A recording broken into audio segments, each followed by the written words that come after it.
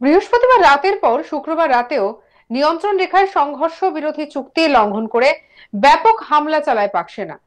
পাল্টা জবাব দেয় ভারতীয় সেনাও। একই সঙ্গে পাকিস্তান ড্রোন এবং মিসাইল হামলাও চালিয়েছে। বৃহস্পতিবারই পাকিস্তান 300 থেকে 400টি ড্রোন হামলা চালিয়েছিল বলে শুক্রবারের সাংবাদিক বৈঠকে জানিয়েছিলেন ভারতীয় সেনার কর্নেল সোফিয়া কুরেশি। শুক্রবার রাতেও পাকিস্তান একই কায়দায় শয়ে শয়ে ড্রোন হামলা চালায় ভারতের সীমান্তবর্তী রাজ্যগুলিতে। জম্মু এবং কাশ্মীরের পুঞ্চ ও উড়ি, রাজস্থানের বালমের, জয়সলমের, পাঞ্জাবের অমৃতসর, জলন্ধর এবং গুজরাটের পোরবন্দর সহ একাধিক এলাকায় ড্রোন হামলা চালায় পাকিস্তান। যদিও ভারতের এয়ার ডিফেন্স সিস্টেম বেশিরভাগ ড্রোন হামলাই রুখে দিয়েছে বলে খবর। তবে পাঞ্জাবের ফিরোজপুরে ড্রোন হামলায় জখম হয়েছেন 3 জন ভারতীয় নাগরিক। এছাড়া পাকিস্তানের লাগাতার গোলাবর্ষণে জানে শেষ হয়েছেন একজন সরকারি আধিকারিক। শনিবার সকালে রাজৌরি সেক্টরে হামলায় নিহত হয়েছেন সেখানকার অতিরিক্ত জেলা উন্নয়ন কমিশনার রাজকুমার থাপা। একই সঙ্গে আহত হয়েছেন আরো 2 সরকারি কর্মী। আর এদিকে শুক্রবার রাতে পাকিস্তানের তরফে মিসাইল এবং ড্রোন হামলার পর জরুরি বৈঠকে বসেন প্রতিরক্ষা মন্ত্রী রাজনাথ সিং। 3 বাহিনীর প্রধানের সঙ্গে বৈঠক করেন তিনি। তার আগে প্রধানমন্ত্রী বৈঠক করেন 3 বাহিনীর প্রধান, চিফ অফ ডিফেন্স স্টাফ, জাতীয় নিরাপত্তা উপদেষ্টা এবং প্রতিরক্ষা মন্ত্রীর সঙ্গে। এরপর প্রধানমন্ত্রী বৈঠক করেন জাতীয় নিরাপত্তা উপদেষ্টা অজিত ডোভালের সঙ্গে আলাদা করে। এরপরই সেনাকে কঠোর পদক্ষেপ করার কথা বলা হয়। এরপরই ভারত জোরদার প্রত্যাঘাত করতে শুরু করে। পাকিস্তানের 3টি এয়ারবেসে হামলা করে ভারত। এর মধ্যে রাওয়ালপিন্ডিকে পাক হেডকোয়ার্টারের পাশেই থাকা পাক এয়ারবেসের নূরখানে হামলা চালায় ভারতীয় ড্রোন। ইসলামাবাদ থেকে মাত্র 10 কিলোমিটার দূরত্বে রয়েছে এই নূরখান এয়ারবেস।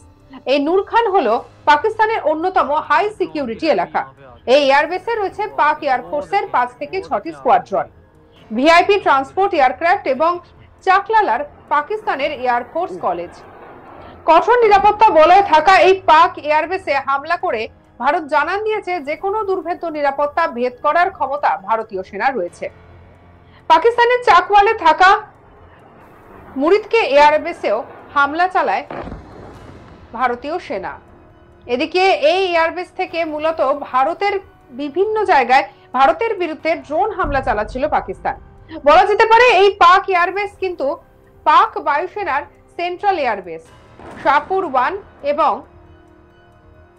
বেরাক্তার TB2 ড্রোনগুলি এই এয়ারবেস থেকেই ছাড়া হচ্ছিল। এবার এই এয়ারবেসে হামলা চালানোর ফলে ভারতের উপর ড্রোন হামলা অনেকটাই কমবে বলে মনে করছেন সামরিক বিশেষজ্ঞরা।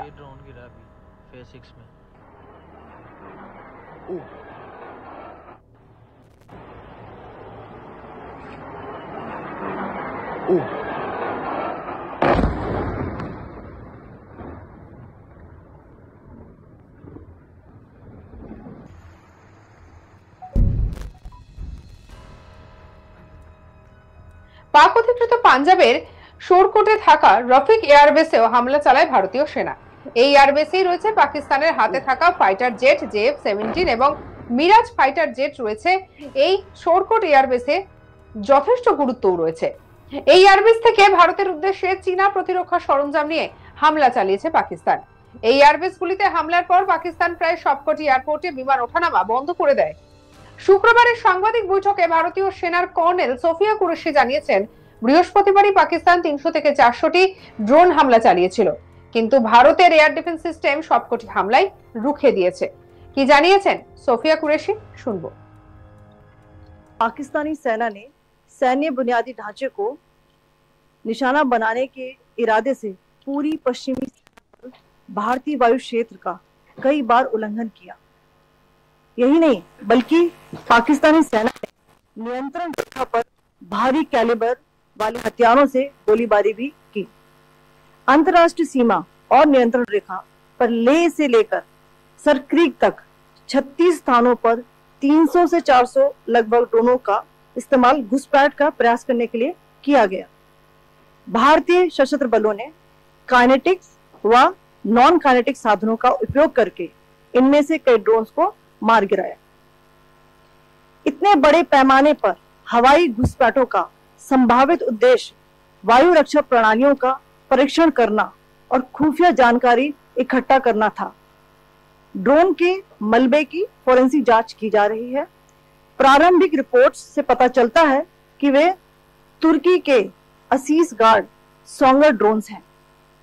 इसके उपरांत रात में पाकिस्तान के एक सशस्त्र यूएवी ने भटिंडा सैन्य स्टेशन को निशाना बनाने की कोशिश भी की, जिसे पकड़ा गया और उसे निष्क्रिय कर दिया गया। पाकिस्तानी हमले के जवाब में पाकिस्तान में 4 हवाई रक्षा स्थलों पर सशस्त्र ड्रोन्स लॉन्च किए गए। इनमें से एक ड्रोन एडी रडार को नष्ट करने में सक्षम रहा। पाकिस्तान ने जम्मू कश्मीर के तंगधार, उरी, पुंछ, मेंढर, राजौरी, अखनूर और उधमपुर में भारी कैलिबर आर्टिलरी गन और सशस्त्र ड्रोन्स का उपयोग करके नियंत्रण रेखा के पार गोलीबारी भी की, जिसके परिणाम स्वरूप भारतीय सेना के कुछ जवान हताहत हुए और घायल हुए। भारतीय जवाबी कार्रवाई में पाकिस्तानी सेना को भी बड़ा नुकसान पहुंचाया गया। इसके अलावा पाकिस्तान का गैर जिम्मेदाराना व्यवहार फिर से सामने आया। 7 मई 2025 को रात 8:30 बजे एक असफल अकारण ड्रोन और मिसाइल हमला करने के बावजूद पाकिस्तान ने अपना नागरिक हवाई क्षेत्र बंद नहीं किया। पाकिस्तान अपने नागरिक विमानों को ढाल के रूप में इस्तेमाल कर रहा है, जबकि उसे अच्छी तरह से पता है कि भारत पर उसके हमले से हवाई रक्षा की तीव्र प्रतिक्रिया होगी। यह भारत और पाकिस्तान के बीच अंतर्राष्ट्रीय सीमा के पास उड़ान भरने वाले अंतर्राष्ट्रीय उड़ानों सहित नागरिक विमानों के लिए सुरक्षित नहीं है। यहां स्क्रीन शॉट में पंजाब सेक्टर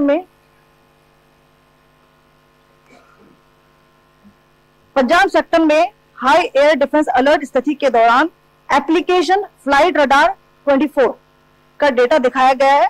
जैसा कि आप देख रहे हैं यहाँ पर भारतीय पक्ष का हवाई क्षेत्र घोषित बंद के कारण नागरिक हवाई यातायात से पूरी तरह से रहित है।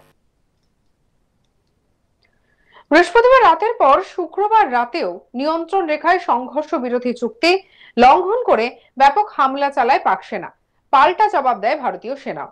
একই সঙ্গে পাকিস্তান ড্রোন এবং মিসাইল হামলাও চালিয়েছে। বৃহস্পতিবারই পাকিস্তান 300 থেকে 400টি ড্রোন হামলা চালিয়েছিল বলে শুক্রবারের সাংবাদিক বৈঠকে জানিয়েছিলেন ভারতীয় সেনার কর্নেল সোফিয়া কুরেশি। শুক্রবার রাতেও পাকিস্তান এই একই কায়দায় শয়ে ড্রোন হামলা চালায় ভারতের সীমান্তবর্তী রাজ্যগুলিতে।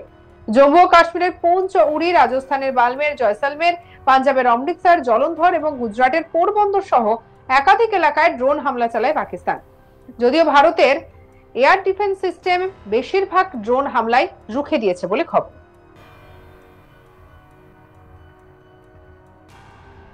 সঙ্গে রাখুন আজ তাক বাংলার ইউটিউব চ্যানেলকে। অন্যান্য খবরের জন্য লাইক, কমেন্ট, শেয়ার, সাবস্ক্রাইব করতে ভুলবেন না।